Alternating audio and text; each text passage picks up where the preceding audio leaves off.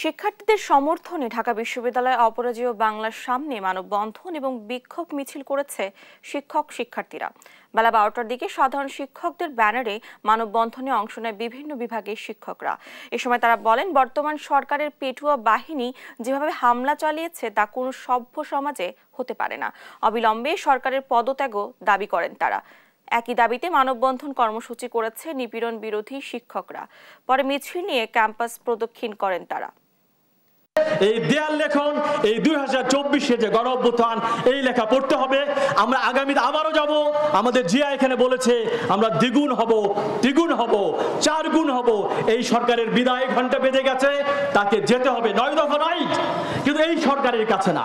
যে খুন করেছে, খুনির বিচার করার কোনো বৈধতা নাই। রাজপথে আমরা আলোচনা করব। আর আপনার সেই সুরক্ষিত ভবনে, যে সুরক্ষিত ভবনের সামনে আপনার প্রতিদিন আপনার রেসিডেন্সিয়াল মডেলে যেত ফায়াজ, সে ফায়াজ মারা গেছে। আপনার প্রতিবেশী প্রতিষ্ঠানে এসেছিল। আমরা ফায়াজের রক্ত মারিয়ে আপনার সাথে ওই গণভবনে আর যাব না।